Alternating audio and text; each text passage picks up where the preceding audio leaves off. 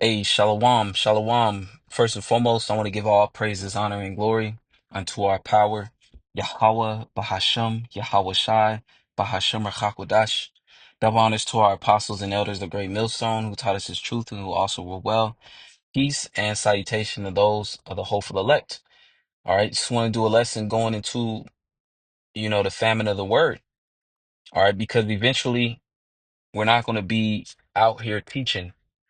All right, we're seeing prophecy progress. All right, Esau, Edom, he's coming down upon the tribes of Israel, you so-called blacks, Latinos, Native Seminole Indians. Esau, he's coming down with that wrath. All right, and eventually they're going to try to, come after the prophets. All right, the men that's proclaiming, the truth according to the names, according to the truth, according to the spirit of Yahweh Shema Shai. Okay, Esau, he gonna come after the men of the Lord. All right, and they're gonna censor the internet. All right, because right now, everything that the men of the Lord have been saying, going all the way back to the apostles and elders of the great millstone, all right, everything that the men of the Lord have been saying, now it's mainstream. All right, here it is. The men of the Lord been prophesying about these events that's taking place on the earth for years. People's been scoffing. People's been coming up against the truth. All right, people's been wagging their hand, and now we're in a time where now these things are mainstream. Prophecy is literally mainstream now. Prophecy is, every time you turn on the TV or you go on the internet. World War III. All right, the mark of the beast, which is the subdermal device in the Neuralink. All right, the collapse of America. Okay, the fourth industrial revolution, Jacob's trouble, martial law. Trump, pretty much pretty much institution or putting legislation forth for martial law. Okay, these things was prophesied and now there is mainstream. So, we're speaking about these things as they're happening in real time. Esau, he can't have that. All right, Esau, as they move forward with their agenda, they're gonna have to try to silence the men of the Lord, and that's prophecy in itself. All right, because this word has two jobs to do. All right, to condemn the world and also, to stir up the minds of the elect that and the elect are sealed from the foundations of the earth. Their pure minds just have to be stirred up by way of this truth. All right. And once, the elect, their minds are sealed and stirred up with this truth, all right, that's when the end is gonna come. Let me get a quick precept. That's when the Lord is like, okay, you can go ahead, shut the internet off. Because this is what the internet was made for, okay, to condemn the world, but also to awaken the elect and to build up the elect. Okay. Um, Matthew, let me get a quick precept. Matthew's 24 and 14. It says, "And this gospel of the kingdom shall be preached in all the world for a witness unto all nations, and then shall the end come." So this gospel, which the gospel means good news, okay, but it's only good news for the nation of Israel, and in this time for the elect, it's only good news. But nevertheless, the gospel is going to be preached throughout the four corners of the earth, okay? And the Lord has set up the internet, the unicorn, all right, for this very purpose, so that all the nations could pretty much, in one way, form, or fashion, at the very least, hear the premise of what this truth is about. Okay. And once, all these nations have heard it, you know, uh, the elect hear it and wake up and then become built up in the word, then the end is gonna come. All right. And we know we're close to the end because look how many Israelites has been risen up. Okay, all over the world, different camps has been risen up. Okay, in the spirit of Yahweh Shema Shai. So, we're close. You know, Matthew 24 and 14, it says, "In the gospel, the kingdom shall be preached in all the world for a witness unto all nations, and then shall the end come." So, we're getting ready to go through the final stages, of this current world. Okay. And, the final stages until, we're no longer going to be prophesying. We're no longer going to be teaching. Okay. For one, it's not going to be safe to do it. All right. It's not going to be, Esau, he's going to put forth those unrighteous decrees. It's not going to be lawful to speak this truth. Okay. They're going to come up with things, more laws concerning anti-sim. Okay. They're going to say, you're a terrorist. All right. And then they're going to try to come down with the full extent, of the law, you know? So it's not going to be a wise thing to preach the word. Okay. And the fact that the Lord is going to allow them to shut down the internet, that just shows you that the elect are already sealed already. They got what they need to get. Okay. And now there's no more use for the internet. There's no more need to preach. Okay. And now it's all about just having faith. It's all about keeping the faith. Okay. And keeping those works. Let me get another precept. Ezekiel 3:26. It says, "And I will make thy tongue cleave to the roof of thy mouth, that thou shalt be dumb, and shalt not be to them a reprover, for they are a rebellious house." Yeah, because the time period, the grace period, you know, um, which is the time period to get right. The grace period is coming to an end. All right. And those Israelites, that have heard the truth in one way, form, or fashion, but they still want to live it up in this world, they can't see that this world is getting ready to come to an end. Okay. They want to continue to be demons. Okay. When that time comes, when the internet is shut off, they're going to have no instruction, and their lives are going to be turned inside out. They're going to be dwelling in torments, and they're not going to have the answers, and they're going to try to seek the Lord, but they're not going to be able to find the Lord. They're not going to be able to find the prophets. Okay. So I'll read that again, Ezekiel 3:26, "And I will make thy tongue cleave to the roof of thy mouth," meaning, we're not going to be teaching no more. "That thou shalt be dumb, and thou shalt not be to them a reprover." So we're not going to be cursing Jake out no more. It's going to be, is what it is. The blood's going to be off of our hands. Okay. And now the judgment is going to come. It says, "For they are a rebellious house." Okay. Speaking of 2/3 of the nation of Israel, you so-called blacks, Latinos, Native Seminole Indians. All right. Trying to seek justice by going to the white man. Okay. By trying to protest. Okay. Trying to take matters in your own hands.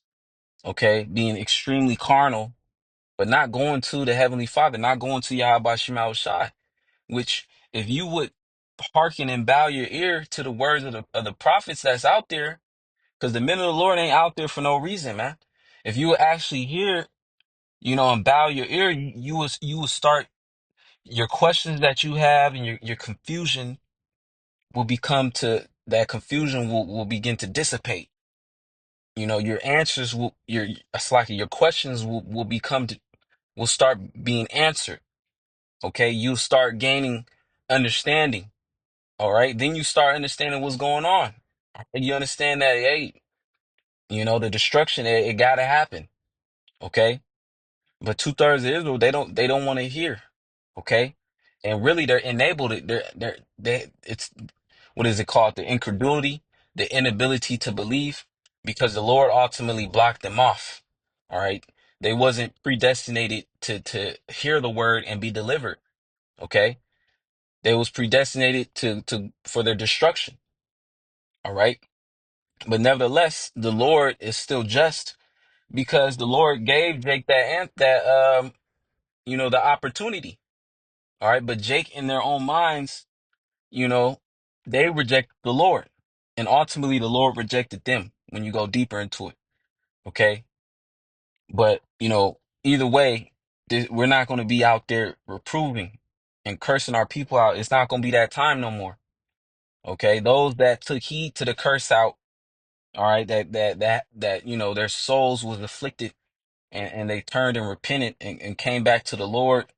with humility and patience, that's who is the Yahweh Shema Shai is ultimately gonna have mercy on. That's who the word is gonna benefit. Okay.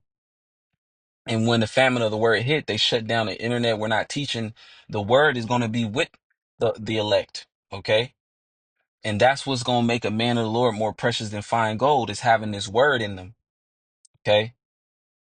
So let me get the prophecy itself, Amos 8 and 11. It's Amos 8 and 11. Behold, the days come, Slacky. Amos 8 and 11. Behold, the days come, saith the Lord, power, that I will send a famine in the land, not a famine of bread, nor a thirst for water, but of hearing the words of the Lord. All right, now the Lord is going to send an actual famine. All right, but this particularly is speaking of the Lord sending the famine of the word. All right. And the word is likened unto food and water. Okay. And when you're in a famine, you don't have access to food nor water. All right, you're famished. Okay. Let me actually get a quick precept. It's in Matthew 4 and 4, real quick. This is Matthew chapter 4 and 4. But he answered and said, it is written, man shall not live by bread alone, but by every word that proceedeth out of the mouth of the Most High. Okay. So that's how you're going to be able to withstand in the evil day. All right. By the words of Yahweh Shema Shai. Isaiah 33 and 6. Wisdom and knowledge shall be the stability of thy times and strength of salvation. The fear of the Lord is his treasure. All right. So this word is likened unto food, the bread of life, the rivers of living water. Okay. The only ones that are going to be nourished up spiritually in that time are those that are of the elect. Okay. So going back to Amos 8 and 11. It says, behold, the days come, saith the Lord power, that I will send a famine in the land, not a famine of bread, nor a thirst for water, but of hearing the words of the Lord. So people are going to be spiritually famished, spiritually thirsty, going into that crying for wine in the streets. They ain't going to have the answers, and they're not going to be spiritually filled. Okay. Hey, people are going to be through, man. They're going to lose their mind. They're going to be at their wits' end. Okay. People are going to be manic. Okay. People are going to go insane. All right. And it's going to be the average person too. The most quote unquote average person is going to go insane. All right. I'll continue to read. It says, and they shall wander from sea to sea, and from the north even to the east. They shall run to and fro to seek the word of the Lord and shall not find it. Yeah. And 2/3 of Israel, a lot of them are going to try to find the men of the Lord. They're going to try to find the prophets. They're going to try to go to where, brothers used to hold camp. All right. They're going to try to search on YouTube and nothing is going to pop up. They're not going to have no type of conciliation. They ain't going to have no sort of comfort. All right. It's only going to be, that sudden looking for of judgment. All right. And of death. Verse 13, it says, in that day shall the fair virgins and young men faint for thirst. Yeah, because they're going to be spiritually famished. Okay. And people, they're going to be sobbing. They're going to be in despair. They're going to be, that's the Lord bringing the proud low. All right. Because the judgments are well deserved. The scriptures say, whosoever perish being innocent. And, you see our people, they're living so proud. They're in a direct revolt against righteousness, against Yahweh Shema Shai. So guess what? The Lord gonna punish them. Okay. And then, when they want to try to get back and come back to the Lord, the time period for that is going to be over. All right. Only a certain amount of Israelites the Lord is going to have favor on in that time. That's going to repent at the last moment.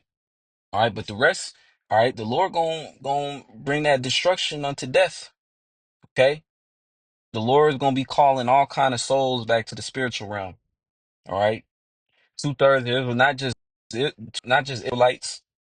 All right, the Lord gonna bring judgment on Esau, these heathen nations as well that have striven against us. Okay, because mainly the destruction is really for Esau. All right, but 2/3 of Israel, they gonna get caught up in the destruction as well. Okay, because they're too attached to Esau's system. They're too attached to Esau's society, and they're not getting counsel from Yahweh Shema Shai.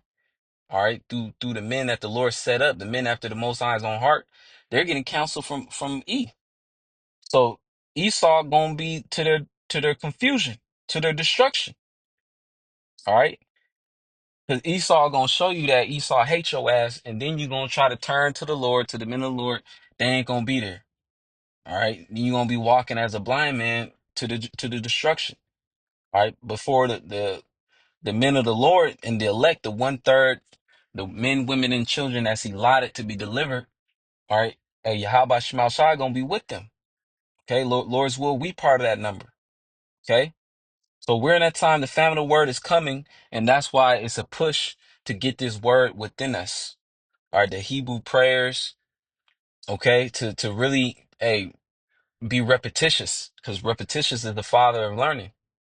Okay, so that it could be cemented within us. Okay, that foundation is sure, which is Yahweh Shema Shai, which is Yahweh Shai.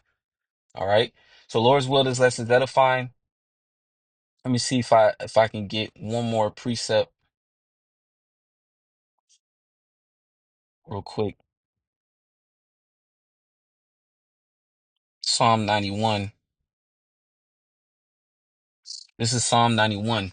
It says, "He that dwelleth in the secret place of the Most High shall abide under the shadow of the Almighty." And that secret place is talking about this knowledge, wisdom, and understanding. Okay, is being the truth is being declared throughout the four corners of the earth, and everybody's hearing it. But it's a secret place because not everybody is going to truly understand. Everybody, it's a secret. Because they don't. It's not coupled with belief. Okay, this thing is real. It's a real thing, and only those that are the elect actually believe in the real thing. Okay. So, verse 2 says, "I will say of the Lord, He is my refuge and my fortress, my power, in Him will I trust." And in that time, we're going to trust in Yahweh Shema Shai. Okay. It says, "Surely He shall deliver thee from the snare of the fowler and from the noisome pestilence. He shall cover thee with His feathers, and under His wings shalt thou trust. His truth shall be thy shield and buckler." So that's what's going to protect us in that time. That's what's going to be the strength, all right, to keep us going into salvation, is this truth. All right. And the Lord is the access to the videos, and the all this wellspring of knowledge, wisdom, and understanding and instruction, okay, and insight, that's only given from Yahweh Shema Shai. All that stuff is gonna be cut off, okay, and it's gonna be with the men of the Lord, okay. So, yeah, Lord's will is less edifying. I want to say, call out Yahweh Shema Shai by Shem Chakudash. Double honors to our apostles and elders of Great Millstone who taught us His truth and who also rule well. Peace and salutation to those that are hopeful elect. Shalom and above.